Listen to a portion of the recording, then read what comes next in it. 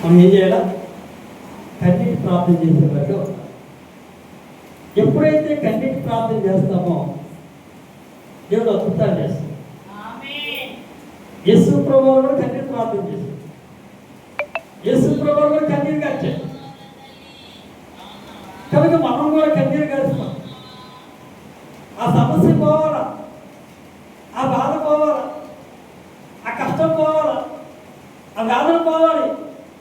అది పోవాలంటే బాధతో కూడిన ప్రార్థన మనం చేసేవారు. కన్నీటి ప్రార్థన కాదు. ఇక్కడ దావీదు కన్నీటి ప్రార్థన చేసిన తర్వాత ప్రతి విషయంలో జయం పొందుకున్నాడు. ఈరోజు మనకున్న సమస్యలు బట్టి మనం జయం పొందుకోవాలంటే మనం ఏం చేయాలా? ఏ ప్రార్థన చేయాలా? ప్రార్థన చాలా రకాలు.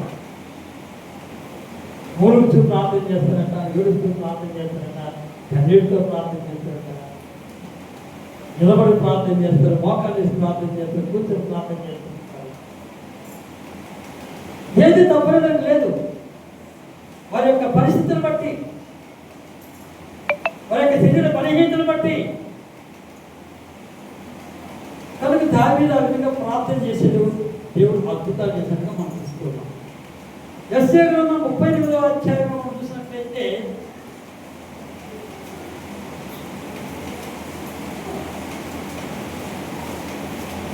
యెషయా గ్రంథం 38వ అధ్యాయము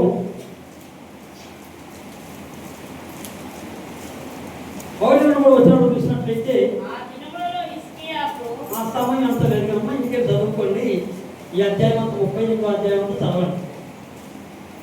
మనకు ఆశీర్వాదం కావాలనుకుంటే, మనం మేలు జరగాలంటే ఈ అధ్యాయంతో 1-3 సార్లు చదవండి. ఇక్కడ మనం చూసినట్లయితే ఇక్కడ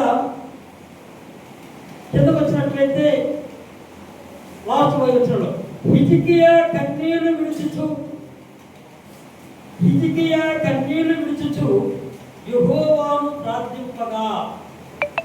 ఎవరు ప్రార్థన చేశారట? దేవుని ప్రార్థన చేశారు. ఎవరు ప్రార్థన చేశారు? హిజ్కియా. ఎందుకు కన్నీరు కాచాడు? మరణకరమైన రోగం. కనుక హిజ్కియా కన్నీరు విడుచుచు యెహోవాను ప్రార్థింపగా ఆ యొక్క ప్రార్థన దేవుని సన్నిధికి చేరింది. ఆ యొక్క మనవి దేవుని సన్నిధికి చేరింది. చూచుచున్న దేవుడు, వినుచున్న దేవుడు, మాట్లాడే దేవుడు. ఆ యొక్క ప్రార్థన దేవుని సన్నిధికి చేరింది. కనుకనే 4వ వచనం చూసినట్లయితే యెహోవా వాక్కు యెషయాకు ప్రత్యక్షమై ఇలాగు సెలవిచ్చెను, నీవు తిరిగి హిజ్కియా యొద్దకు పోయి అతనితో ఇట్లనుము, నీ పితరుడైన దావీదునకు దేవుడైన యెహోవా నీకు సెలవిచ్చినదేమనగా, నీవు కన్నీళ్లు విడుచుచు చూచితిని, నీ ప్రార్థన అంగీకరించుకున్నావు. చాలు, దేవుడికి స్తోత్రం. చూచుచున్న దేవుడు కనుక అని కన్నీరు, హిజ్కియా కన్నీరు కలుస్తుంటే ఆ కన్నీటిని చూస్తున్నాడు. ఆ కన్నీటిని చూస్తున్నాడు. కనుక హిజ్కియా యొక్క కన్నీరు దేవుడు చూసినట్టుగా ఇక్కడ మనం చూస్తూ ఉన్నాం. నీవు కన్నీరు విడిచుతున్న సూచితిని, నీ ప్రార్థన అంగీకరిస్తున్నాను. కన్నీరు విడిచేది చూశాడట. రెండోది హిజ్కియా ప్రార్థన దేవుడు అంగీకరించాడు. దేవుడికి స్తోత్రం. ఈరోజు మన ప్రార్థన కూడా దేవుడు అంగీకరించాలి. మనం కూడా కన్నీరు కాదు. పాస్టర్ గారు ఏదైనా చెప్పను కానీ కన్నీరు, ప్రార్థన కన్నీరు రావడం చాలా. భర్త కొట్టినప్పుడైనా కన్నీళ్ళు వస్తాయి, తోడుకోలు నవ్వినప్పుడైనా కన్నీళ్ళు వస్తాయి. కానీ ప్రార్థన మటుకు ఎంత ఏడిసి చేసినా కూడా, ఒక్క పెట్టి ఏడ్చినా కూడా, గంటల తరబడి ఏడ్చినా కూడా కన్నీరు రావట్లేదు.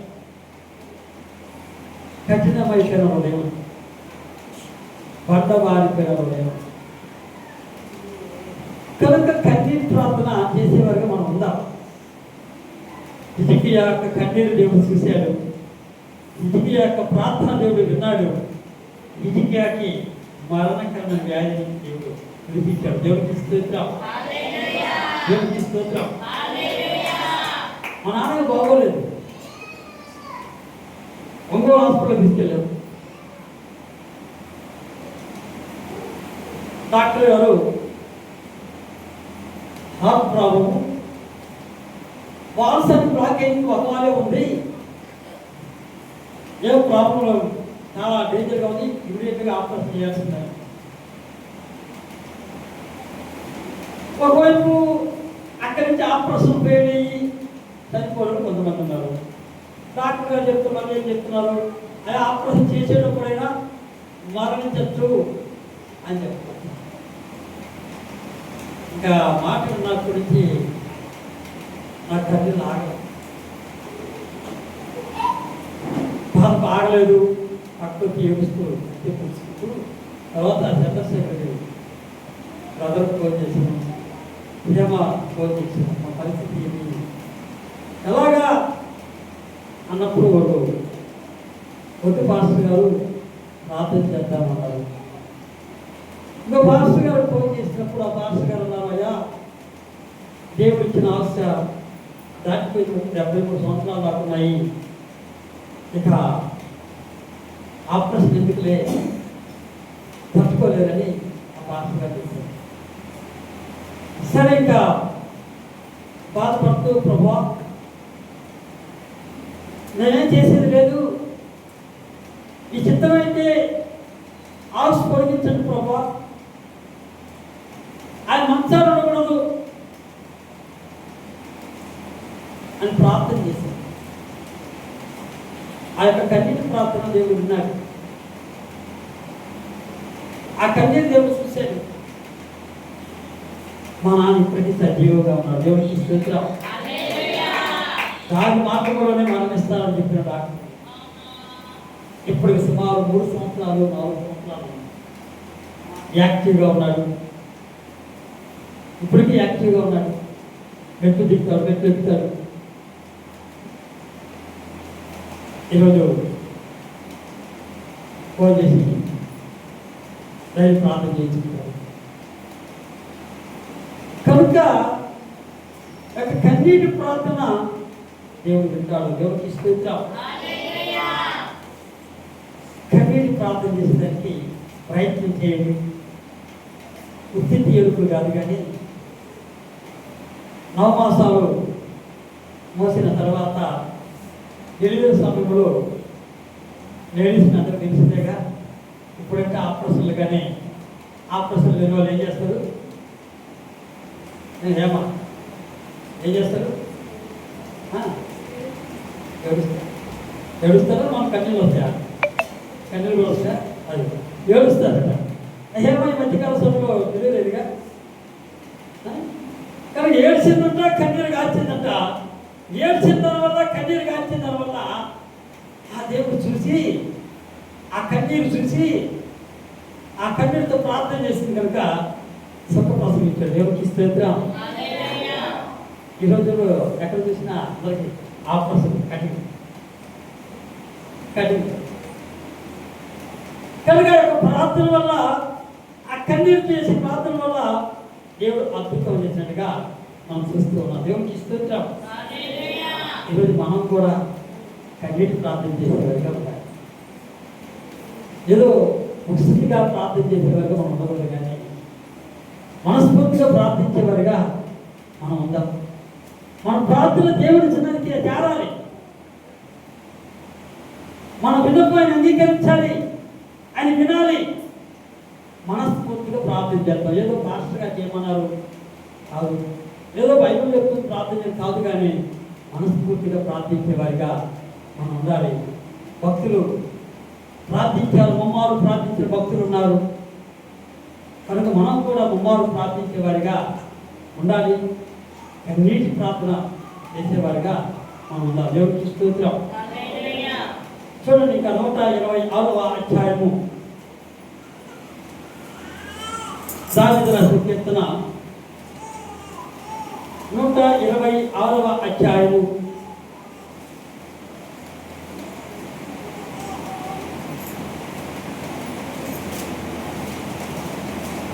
126వ అధ్యాయం 5వ వచనం.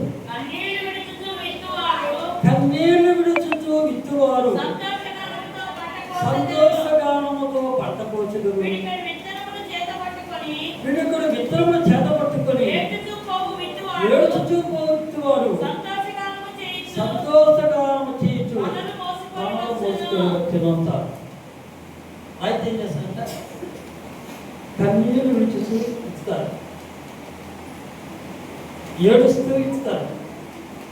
పంట కోసేటప్పుడు సంతోషిస్తారంట, నవ్వుతారంట, ఆనందంతో ఉంటారంట.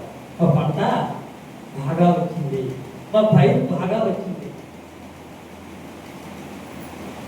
కనుక బైబిల్గా మనం చూసినట్లయితే కన్నీరు గాచిన వారు కూడా ఉన్నారు, ఏడ్చిన వారు ఉన్నారు. హాగరు తన కుమారుడికి నీళ్లు లేవు. అలాంటి పరిస్థితుల్లో హాగరు కూడా ఏడ్చి ప్రార్థన చేసింది. దేవుడు విన్నాడు. వెంటనే ఆ అరణ్యములో అద్భుత రీతిగా నీటి ఓటని ఏర్పాటు చేశాడు. అరణ్యములో నీటిని ఇచ్చినట్టుగా మనం చూస్తూ ఉన్నాం. ఇస్మాయిల్ దేవుడు ఎంతగానో ఆస్వాదించినట్టుగా మనం చూస్తూ ఉన్నాం. ఇక మన ప్రార్థనలు కూడా దేవుడు అంగీకరించిన గాక, మన అవసరాలు తీర్చిన గాక, మన కోరికలు నెరవేర్చిన గాక, మన పట్ల అద్భుతాలు జరిగించిన గాక. కనుక మనం దేవుని వైపు చూసేవారిగా ఉంటాం, దేవునికి ఇష్టలుగా ఉంటాం, దేవుని ఇష్టానుసరంగా నడుచుకునే వారిగా ఉంటాం. కన్నీటి ప్రార్థన చేసేవారిగా ఉంటాం. ఎస్తేరు కన్నీటి ప్రార్థన చేసింది. ఎస్తేరు ఏడుస్తూ ప్రార్థన చేసింది. యూదులందరినీ కాపాడుకున్నట్టుగా మనం చూస్తున్నాం. అలాగే హన్నా ఏడుస్తుంది, ఏడుస్తూ ప్రార్థన చేస్తుంది. ఆ యొక్క ప్రార్థన దేవుడు ఉన్నాడు. అన్నా పట్ల దేవుడు అద్భుతం చేసినట్టుగా మనం చూస్తున్నాం. ఈరోజు మన పట్ల అద్భుతాలు చేస్తాడు, ఆశ్చర్యకరం జరిగిస్తాడు ఆయన, సూచకరం జరిగిస్తాడు, మహిమకరం జరిగించేవాడు ఆయన. ఏడ్చి ప్రార్థించేవారిగా ఉంటాం, కన్నీటి ప్రార్థించేవారిగా ఉంటాం. దేవుని ఇష్టలుగా మనం ఉంటాం, దేవుని ఇష్టాంశాలు నడుచుకుంటాం, దేవుని వైపు చూద్దాం, దేవుని యందు భయభక్తులు కలిగి మనం నడుచుకుంటాం. ఆయన యందు శ్రద్ధ నిలుపుతాం, భారం కలిగి ప్రార్థించేవారిగా ఉండాలి. మన దేవుని వైపు చూసేవారిగా ఉండాలి, దేవునికి ఇష్టలుగా ఉండాలి. కనుక కన్నీటి ప్రార్థించాలి, కన్నీటి ప్రార్థించాలి. ప్రభుని అడుగుతాం, ప్రభు నాకు కన్నీటి ప్రార్థన కావాలి. కఠినమైపోయిన హృదయాన్ని తెరవడు, పండబారిపోయిన హృదయాన్ని తెరవడు. ఆ కన్నీటి ప్రార్థన కావాలి, కన్నీటి ప్రార్థన కావాలి.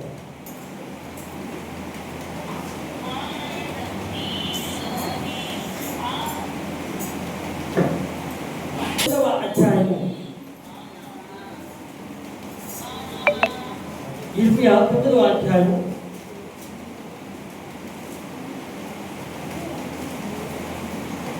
18వ వచనం. మన కన్నులు కన్నీళ్లు విడిచినట్లుగాను, మన కనురెప్పల నుండి నీళ్లు ఒలుకునట్లుగాను వారు త్వరపడి మనకు రోదన చేయవలెను. మనము వలసపోతివి, సిగ్గునొందితివి. వారు మన నివాసము పడగొట్టగా మనం దేశం నిలవలసి ఉంటుంది అని సియోనులో రోదనగా నిలబడుతున్నది. మీరు చెవియొగ్గి ఆయన నోటి మాట ఆలకించుడి. మీ కుమార్తెలకు రోదనము చేయ నేర్పుడి, ఒకరి కొరకు అంగలార్పు విద్య నేర్పుడి.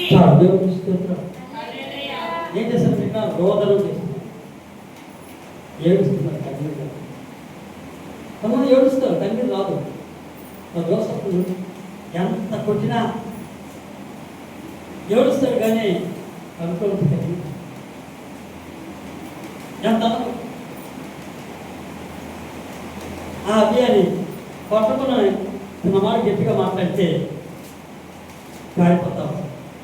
ఇద్దరి మధ్య ఎంత తేడా ఉండదు, ఇద్దరి మధ్య ఎంత తేడా ఉండదు. తూర్పు పడవకి ఎంత దూరం దూరం తేడా ఉండదు. చిన్న మాట అంటే చాలా పిల్లలు ఇస్తూ ఉంటాం. ఎన్ని కొట్టినా ఇన్నన్నా ఏడుస్తాడు కదా కన్నీరు ఏడుస్తాడు. ఏడిస్తే ఈ బదాలు పడుతుంది. మరి ఏడిస్తే మొదలు పెట్టాలంటే కనీసం 10 నిమిషాలు పోగొట్టి ఎక్కువ ఆగదు. సూపర్ మార్కెట్ ఆగుతుంది కానీ అది ఏడు ఆగదు. కానీ పావుగంట సేపు ఏడిసినా కూడా కన్నీరు రాదు.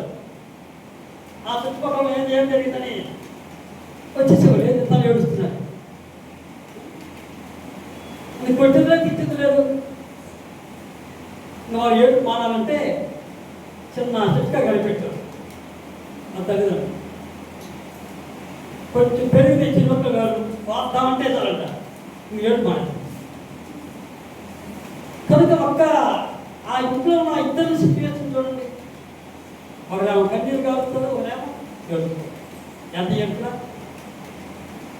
కనుక ఎక్కడ మనం చూసినట్లయితే ఆ శ్రమలు రాకుండా ఉండాలి అంటే కన్నీరు కాల్చండి. కనుక సమస్య ఎక్కువ ఉన్నప్పుడు, బాధ ఎక్కువ ఉన్నప్పుడు, కష్టం ఎక్కువ ఉన్నప్పుడు, రోగం ఎక్కువ ఉన్నప్పుడు, బలహీనత ఎక్కువ ఉన్నప్పుడు కన్నీరు కట్టేవారిగా మనం దేవుడికి స్తోత్రం. ఈ శుక్రవారం రోజు బాగోలేదు. సుమారు 20 మోషన్స్ పైగా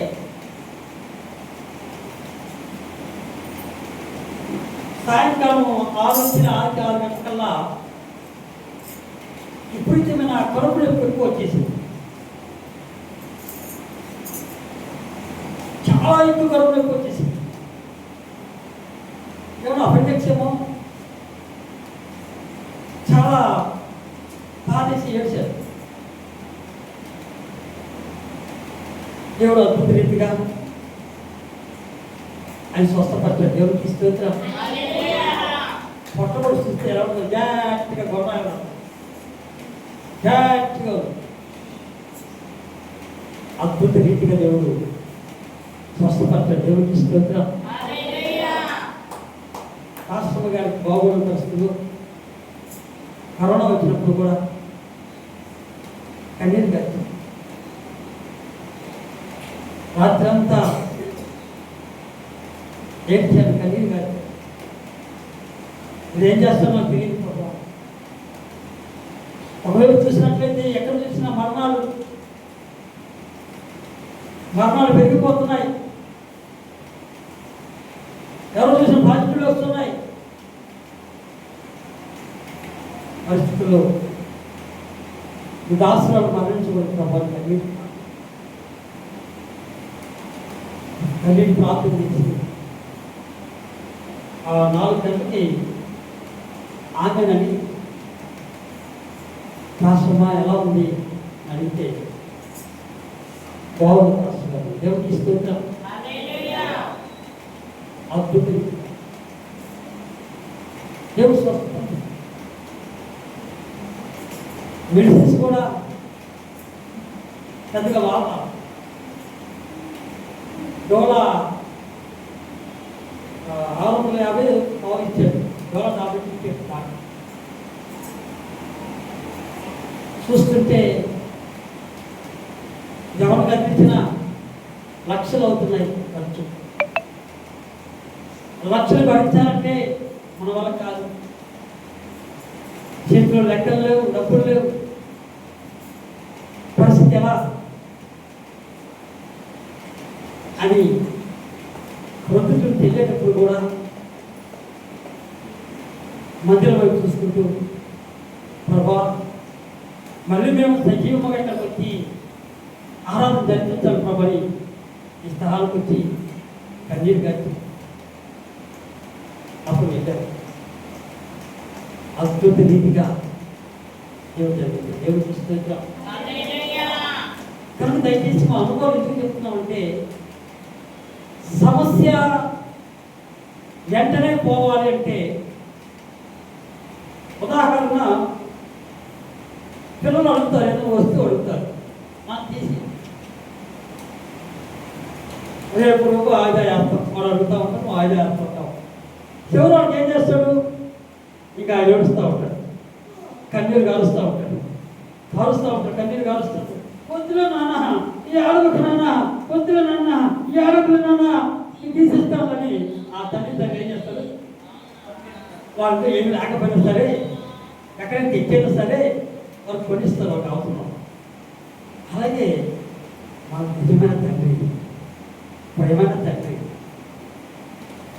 యేసుక్రీస్తు వారు మన కన్నీరు చూసి ఆదరించబడాలి, మన ప్రార్థన ఆలోచించబడాలి, మన అంగీకరించబడాలి, మన పట్ల అద్భుతాలు చేసేవాడు ఆయన. దేవుడు అద్భుతాలు సంఘ పిల్లలు కూడా నమ్మకండి. సారే అది బాగలేదు, పై నుంచి కింద పడ్డప్పుడు వాళ్ళు అప్పుడే ప్రభు నమ్ముకుంటూ వస్తారు. ప్రభా ఒళ్ళు ఆనందం జరుగుతుంది, మీరేం చేస్తారో మాకు తెలియదు, ఆ కుటుంబాన్ని కాపాడుతారు, నీ మహిమార్థకరంగా వాడుకోండి ప్రభా. ఆ బిడ్డకి ఎలాంటి ప్రమాదం రాకూడదు, ఆ బిడ్డకి ఆశ పొడిగించండి ప్రభా అని భారం కలిగి కలిగి ప్రార్థన చేసి ఆ ప్రార్థన దేవుడు విని అద్భుతం చేసి దేవుడికి ఇస్తాం. బ్రదర్ హాస్పిటల్లో ఉన్నప్పుడు కూడా అక్కడ ఉంటున్నాడండి. అబ్బాగా ఆయా పాస్టర్ గారు హాస్పిటల్ బాగాలేదు ఇంటికి పాస్టర్ ఈ యొక్క కన్నీటి ప్రార్థనలో ఎంతో పవర్పోయింది. కాబట్టి కన్నీరు కాచి ప్రార్థించే వారిగా ఉండండి. ఈ సమస్యలన్నింటికి దేవుడు విడిపించిన కాక, ఈ బాధలన్నింటికి విడిపించిన కాక, ఈ కష్టం నుంచి విడిపించిన కాక. నిన్న రోజు వెంకటసుబ్బమ్మ గారు మాత్రం ముందుకు బాధపడి ఏడుస్తుంది, ఫోన్లోనే ఏడుస్తుంది. ఆ కన్నీటి ప్రార్థన దేవుడు విన్నాడు. వెంకటసుబ్బమ్మ గారికి దేవుడు స్వస్థపరిచాడు. మోకాళ్ళు నేను అన్నాను, మోకాళ్ళు పైకి పైకి కింద కూర్చోమని చెప్పాడు. కానీ దేవుడు స్వస్థపరిచాడు, పైకి తీసుకొచ్చాడు. దేవుడికి ఇస్తుందా? నిన్ను స్వస్థపరిచి యెహోవా నేనే వాగ్దానం ఇచ్చాడు. కనుక దావీదు కన్నీరు కాచాడు, దావీదు పట్ల దేవుడు అద్భుతాలు చేశాడు. హిజ్కియా కన్నీరు కాచాడు, మరణ పడకల నుంచి ఈరోజు మనందరి పట్ల అద్భుతాలు జరిగించారు. పత్రికలో మనం చూసినట్లయితే ఒక స్త్రీ గురించి చూసుకొని ముగించుకుందాం, టైం అవుతుంది. ఇంకా చాలా ఉన్నాయి, అప్పుడు మనం తక్కువ చెప్పుకుంటూ పోతున్నాం. లోకస్ వార్త, ఇక్కడ ఒక స్త్రీ, పాపాత్మ స్త్రీ, తన పాపముల కోసం, తన దోషముల కోసం, తన అపరాధముల కోసం, తన అవినీతి నిర్లక్ష్య పొరపాట్ల కోసమై కన్నీరు కాచినట్టు మనం చూస్తూ ఉన్నాం. చూడండి, 7వ అధ్యాయం పేజీ నెంబర్ 58, గ్రంథం లోక అధ్యాయం 7 వచ్చిన 37. పాపాత్మురాలైన ఒక స్త్రీ యేసు పరిసయ్యుని ఇంట భోజనమునకు కూర్చున్నాడని తెలుసుకొని ఒక పుట్టిలో అత్తరు తీసుకొని వెనుక తట్టు ఆయన పాదముల యొద్ద నిలువబడి ఏడ్చుచు కన్నీళ్లతో ఆయన పాదములను తడిపి తన తల వెంట్రుకలతో తుడిచి ఆయన పాదములు ముద్దు పెట్టుకొని ఆ అత్తరు వాటిని పూసెను. దేవుడికి స్తోత్రం. ఇది కూడా ఇంటికి వెళ్ళాక ఈ అధ్యాయం అంతా కొట్టుకోవాలి. 47 చదువు. ఆమె విస్తారముగా ప్రేమించిన కనుక ఆమె యొక్క విస్తార పాపములు క్షమించబడని నీతో చెప్పుచున్నాను. ఎవరికి కొంచెముగా క్షమించబడును, వాడు కొంచెముగా ప్రేమించని చెప్పి నీ పాపములు క్షమించబడును ఆయనతో అనెను. అప్పుడు ఆయనతో భోజన పంక్తిలో కూర్చున్న వారు పాపములు క్షమించుచున్న ఇతడు ఎవడని తమలో తాము అనుసాగిరి. అందుకైన ఈ విశ్వాసం రక్షించను, సమాధానము ఆశీర్వదించును. నీ విశ్వాసం రక్షించు. మన విశ్వాసం బట్టి దేవుడు స్వస్థపరుస్తాడు. బలమైన విశ్వాసం మనకు కావాలి. అన్ని చోట్ల తిరిగితే విశ్వాసం రాదు. అన్ని ప్రార్థన కలిగి విశ్వాసం కాదు, విశ్వాసం కలిగి గంటల తల్లి ప్రార్థించే వారిగా మనం ఉండాలి. ఏడ్చి ప్రార్థించే వారిగా ఉండాలి. కన్నీరు కాచి ప్రార్థించే వారిగా ఉండాలి. దేవుడు మన ప్రార్థన వింటున్నాడు, మన కన్నీటిని చూస్తూ ఉన్నాడు. ఆయన మనల్ని స్వస్థపరుస్తున్నాడు. మనకున్న సమస్యలు అన్నింటినీ విడిపించును గాక. మనకున్న బద్ధకాల నుంచి విడిపించును గాక. మనం క్షమించును గాక. సమరయ స్త్రీని క్షమించిన దేవుడు ఈ దినాన్ని మనం క్షమిస్తున్నాడు. మన పట్ల అద్భుతాలు చేస్తాడు, మన పట్ల ఆశ్చర్యకరంగా జరిగిస్తాడు, మన పట్ల సూచక్రియ జరిగిస్తాడు, మన పట్ల మహిమ కార్యాలైనా జరిగించును గాక. కనుక మన కన్నీటి కాచి ప్రార్థించే వారిగా మనం ఉందాం. యేసు ప్రభువారు కూడా కన్నీరు కాదు, మనం కూడా కన్నీరు కాస్తాం. కనుక శ్రమ ఉన్నప్పుడు సొంత బాధపడకూడదంట, బాధపడకూడదు, చింతించకూడదు. చాలా మంది ఏం చేస్తారు, చింతిస్తూ ఉంటారు, బాధపడుతూ ఉంటారు, దుఃఖపడుతూ ఉంటారు, ఆలోచిస్తూ ఉంటారు. వాటి వల్ల ప్రయోజనం లేదు. నిందలు వచ్చాయి, అవమానాలు వచ్చాయి, ఏడు ప్రార్థన చేయి, లేదా సంతోషంతో ఆనందంతో ఉత్సాహంతో ఉండు. దేవుడు అద్భుతాలు చేస్తాడు. అపొస్తలుడైన పౌలు గారు కష్టాల్లో చేశారు, మధ్యరాత్రి కాలంలో ఆయన ఏం చేసి పాటలు పాడుతున్నాడు. పాటలు పడుతున్న వల్ల దేవుడు అద్భుతం చేశాడు. కటకాలను ఏమని బద్దలైంది. కనుక చాలా మంది బాగా దుఃఖపడుతుంటారు, ఆలోచిస్తూ ఉంటారు. ఈ ఆలోచన వల్ల ఏం కాదు, మోర పెంచేది మోర తగ్గించేది. ఎడతెగ ప్రార్థించే వారిగా ఉందాం. ఆయన మన పట్ల అద్భుతాలు జరిగించిన కాక, మన అవసరాలు తీర్చిన కాక, మన కోరిక నెరవేర్చిన కాక, దేవుడు మన జీవించి ఆశీర్వదించిన కాక.